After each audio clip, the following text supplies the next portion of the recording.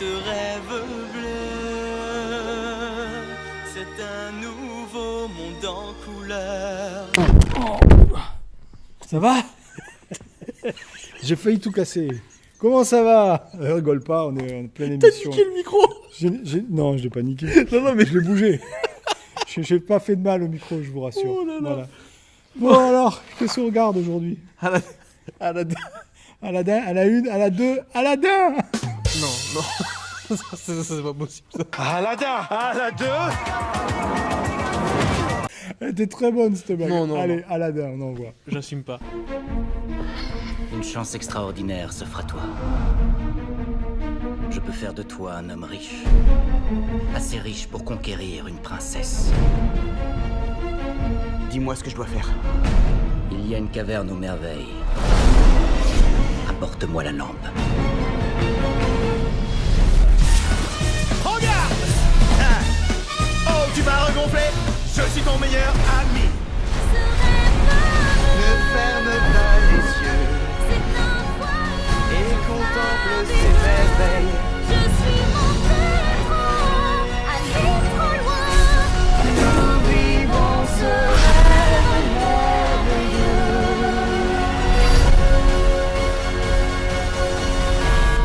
merveilleux. Moi, Aladdin, c'est pas du tout C'est pas ta cam. mon Disney préféré. Ouais. Vraiment pas. Mhm. Je déteste pas. Hein. Moi, j'ai contre. beaucoup aimé. Ouais. Voilà, moi, c'est pas. Enfin, le moi, dessin animé de 92, hein. J'ai beaucoup aimé le dessin animé de 92. moi, je suis plus du côté du Roi Lion, Donc du prochain live action qui va sortir cet été. par exemple. Voilà. Donc on va faire le résumé. Donc Aladdin, c'est l'histoire d'un jeune voleur des rues d'Agraba qui tombe amoureux de la princesse Yasmine et découvre le pouvoir d'une lampe magique qui héberge donc un génie, en l'occurrence Will Smith. Dans Voilà. le film Will Smith. Oui. Exactement. Donc en fait, Aladdin, ça provient d'un conte qui s'appelait Aladdin et la lampe merveilleuse, voilà, dans la fameuse lampe du génie. Donc c'est un conte traditionnel arabo-perse et le prénom d'Aladdin, ça veut dire élévation en religion.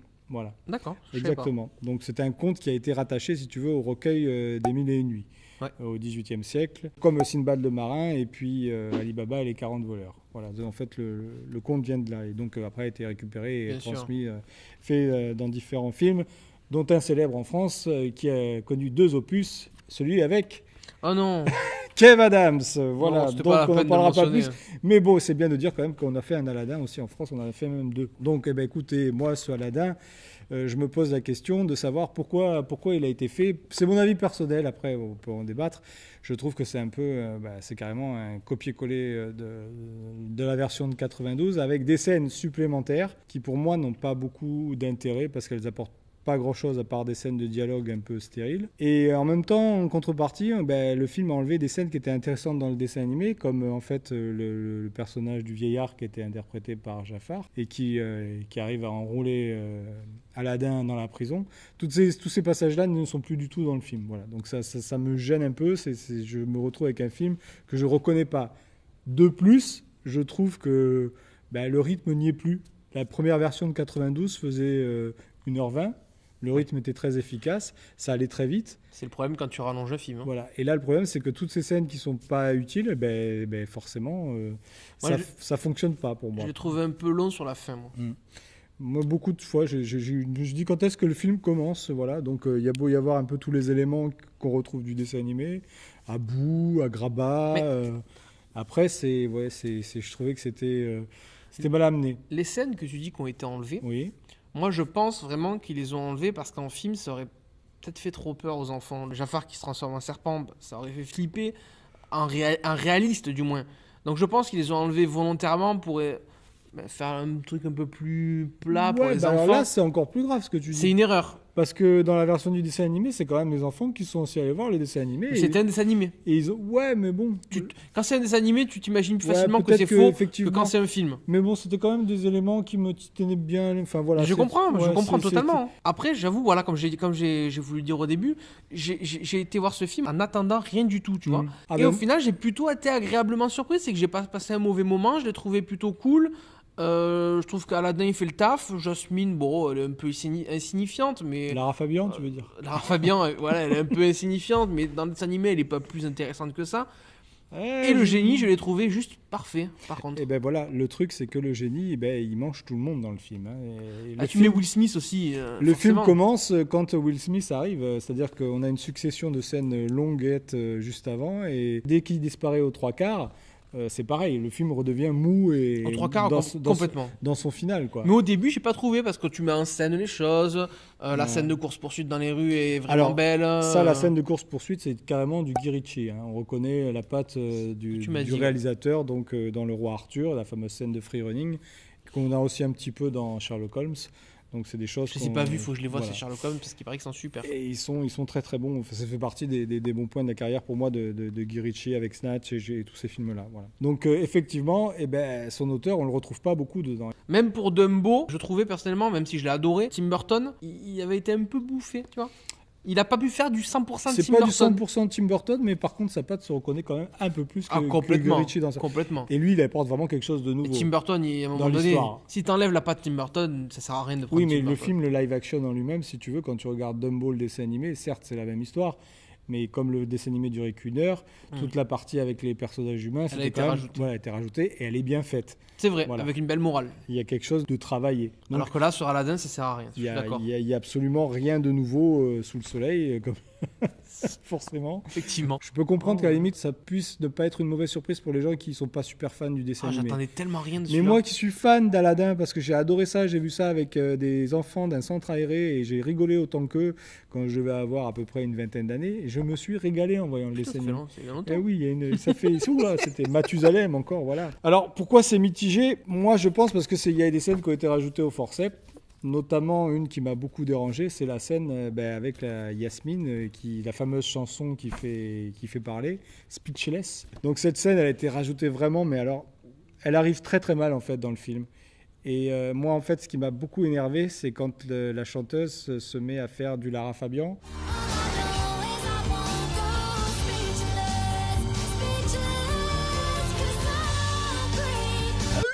C'est stressant. Ça dénote complètement de toutes les autres chansons en vrai. Et les chansons, on sent que c'est beaucoup plus récent. Et puis la chanson, voilà, elle fait récente. On sent que ça a été travaillé de façon avec des façons actuelles et ça fonctionne pas du tout avec les. Mais il fallait mettre la petite touche féministe. Donc voilà, exactement. Ça c'est la mode chez Disney en ce moment. Un peu comme Avengers. Hein, mais ouais. Voilà, hein. Après, je les comprends, mais c'est. Comme j'avais dit pour Avengers, c'est forcé. Après, je pense qu'il y a des meilleurs films qui traitent de ça. Du féminisme, totalement. Aliens, enfin, il y a plein de choses qui font que, voilà, on a. Moi, j'aime pas quand c'est forcé de toute façon. Voilà, alors, mais là, c'est carrément forcé. Hein. Malheureusement, oui. Et c'est mal fait. C'est pas la peine de forcer pour que les gens comprennent. Les gens sont pas cons, je pense. Enfin, à part les hommes qui continuent à dire qu'ils sont supérieurs aux femmes, mais ça, c'est un autre débat. Exactement. Mais voilà. Les effets spéciaux sont pas complètement parfaits. Toi, t'as pas trop aimé, ouais. Non, je trouve que moi, c'est ces couleurs disneyennes qui voilà, c'est un peu le défaut des films de super-héros, c'est qu'on met de la couleur, on en badigeonne de partout, et je trouve qu'au finish, ça fait l'effet contraire. Alors, je comprends ton argument, hein, mais je sais pas pourquoi, moi, c'est un truc qui me plaît. J'aime bien les trucs colorés, j'aime les couleurs un peu perçantes. Ouais, mais moi, c'est un truc qui me... Je sais pas pourquoi. Moi, la surcoloration des choses, en fait, ça annihile le réalisme, peut-être. Dans le style ou le ton d'un film. C'est-à-dire que moi, j'aime bien qu'on adapte la photo au ton du film. Ouais, je comprends. Et le problème, c'est que là, j'ai un peu l'impression de voir toujours le même film. Voilà, c'est ouais, c'est vrai. C'est le problème problème de Disney actuellement, de toute façon. C'est d'ailleurs quand vous regardez les affiches, et tu ne pourras pas me dire le contraire, non, c'est clair. Vous mettez par exemple l'affiche de Dark Phoenix. X-Men, ouais. C'était Avengers et le troisième... Au milieu, là. Aladdin. Aladdin, voilà. Et vous mettez les trois, vous avez un peu le système de fabrication des films de Disney. Star Wars 7, Star Wars 8... voilà, c'est un peu... c'est de la photocopie, voilà. C'est vrai que c'est un peu dommage. Après, moi j'aime bien le côté, on les reconnaît au premier coup d'œil. Ah ben ça c'est sûr. On sait tout de suite que mais le problème c'est que maintenant c'est trop aseptisé. C'est pasteurisé quoi. C'est gentil. C'est une métaphore. Voilà. Et à un moment donné c'est bon, le mignon on en a un petit peu marre. Exactement. On peut aussi parler de Jafar. Jafar est un problème dans le film. C'est-à-dire que Jafar. C'est le plus gros point noir du film. Voilà, c'est le sosie de William Ligby dans le Aladdin. Dans Soda. Ou dans le Aladdin, il fait le Jafar. Que dans le 1. Voilà, que dans le 1. C'est con parce que c'est un super acteur lui à la base. Il est très très bon acteur. Je l'aime beaucoup. Moi aussi. Bien mieux que Kev Adams. Ouais. Et comme quoi, en France, c'est pas le talent qui nous fait avoir une carrière. C'est problématique, c'est que le méchant n'a pas du tout de charisme. Et ça, un mauvais méchant mais il fait pas méchant. Non, il fait un jeune. Oh, mais quelle horreur! Alors, on a essayé de couvrir ça sous le fait qu'il a été voleur et comme Aladdin dans l'histoire. Ouais, et mais bon, non. Ça excuse pas Quand tu vois la tête de Jafar, le mauvais choix de casting. Et voilà. mais tu compares le Jafar du dessin animé, le Jafar du film, Ben, il y a un problème. Quand on voit Jafar, on a plutôt envie de voir Ben Kingsley en train de faire Jafar. Voilà, on n'a pas forcément envie de voir William Ligby. Ouais, je suis désolé, Non, ouais, ça fonctionne pas du tout. Ça passait pas. Non, franchement, ça fonctionnait pas. Voilà, je me dis juste qu'il y a un moment donné, il faut savoir aussi pourquoi on fait le film. Et si c'est pour faire un C'est film, pour faire du pognon. oui, c'est certes, mais c'est là où c'est dérangeant. Voilà. Je suis plutôt d'accord. Et je n'ai pas envie, si vous voulez, que dans les prochaines générations, on leur dise bon, ben, on va te montrer le Aladdin, qu'on leur montre le live film. action. Voilà. Parce que c'est plus récent, c'est plus moderne et que les techniques d'animation d'avant sont plus adaptées. Un peu comme maintenant, quand on est passé à la couleur, ben maintenant, voilà, on regarde plus les films récents que les films en noir et blanc. Il y a une partie maintenant aujourd'hui qui se tourne plus forcément vers ce genre de film. Pour moi, je vois l'utilité d'un film, s'il faut le refaire avec quelque chose en plus. Voilà. Ouais, mais alors faire attention quand même, parce que ça m'embête de dénaturer quand même ce que fait Disney. Ah, mais là, c'est complètement dénaturé. Bah, Là, c'est juste si t'avais pas enlevé ces scènes, ça aurait pas été dénaturé, ça aurait été la même chose, et puis voilà. Mais j'ai quand même été agréablement surpris. C'est sûrement que j'attendais rien du tout.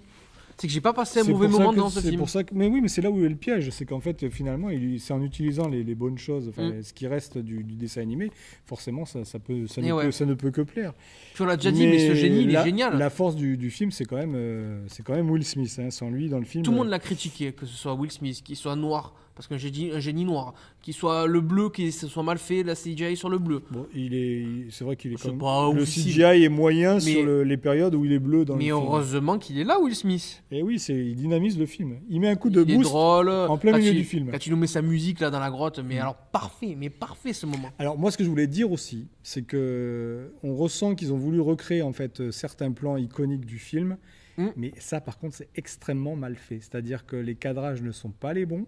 Ouais. On retrouve les mêmes répliques. Par Du exemple, genre, t'as des exemples nouveaux? oui, quand Aladdin demande à Yasmine, suis-moi, il lui tend le bras. Moi, ce que j'aimais bien justement, c'est qu'on avait quasiment le bras qui venait vers le spectateur. Et là, la scène dans cette version-là, elle est carrément de 3/4, ce qui annihile complètement le côté suis-moi si tu veux. Voilà, si j'ai pas été aussi profond, mais c'est parce que moi, je serais plus intransigeant sur le Roi Lion. J'ai tous ces plans-là. Et il faut savoir aussi que quand on a fait le dessin animé, l'acteur qui a servi de modèle pour faire le Aladdin, c'était Tom Cruise. Et c'est d'où ce nez un peu, voilà, il a été fait un peu façon Tom Cruise. Quand on regarde le Aladdin de 92, le modèle c'est Tom Cruise. Et bon, voilà, le fait après de le voir en live, si tu veux, ça va. Moi, je le trouve pas dégueu, lui. Hein. Il est pas mauvais, mais bon, c'est un minet, quoi. Voilà, il est là, il est beau gosse. On sent que c'est des acteurs. Il est jeune, qui il est débutent, dynamique. Voilà, on sent qu'il c'est encore frais tout ça. Ça sera non pour moi pour Aladdin. Et moi, oui, quand même. Ouais. Non, un petit oui quand même, hein. Un oui bof. Ah oui, parce que c'est un film, voilà, franchement, c'est le film popcorn à aller voir un samedi soir en famille. Ah oui, vous déposez le cerveau hein. juste à côté et vous regardez. Hein. Faut pas attendre grand chose de plus. Exactement. Hein. Voilà, donc Aladdin, c'est fini, c'était génial. Donc voilà, puis, désolé d'insister, mais je veux pas faire mon relou, mais franchement, si c'est pour refaire la même chose, toujours. On est d'accord, il nous a tous saoulés. Ce mois-ci, dans votre cinéma municipal Marcel Pagnol, retrouvez en avant-première Toy Story 4 le dimanche 23 juin à 14h30. Et également, vous aurez le film du coup par la suite en sortie nationale. Retrouvez également tout au long du mois le dernier volet des X-Men, X-Men Dark Phoenix ainsi que Aladdin. Mais aussi Men in Black International. Pour ce qui est des comédies, vous retrouverez le film Chamboule tout, Les crevettes pailletées et Séduis-moi si tu peux. En termes de dessins animés, nous avons Monsieur Link et Stubby. Ne manquez surtout pas ce mois-ci Rocketman, le biopic sur Elton John. Et notez également qu'une soirée spéciale pour la fête de la musique aura lieu avec à 19h la version longue de A Star is Born suivie à 21h de Rocketman pour 5 € la séance. Et pour ce qui est des films à réessayer ou en devenir, nous avons ce mois-ci 90s, Le vent de la liberté, Une part d'ombre, Her Job, Astrid, Douleur et gloire, ainsi que Petra. Et vous retrouverez prochainement dans votre cinéma Marcel Pagnol le Spider-Man Far From Home, comme des bêtes 2, Le Roi Lion, ainsi que Tolkien.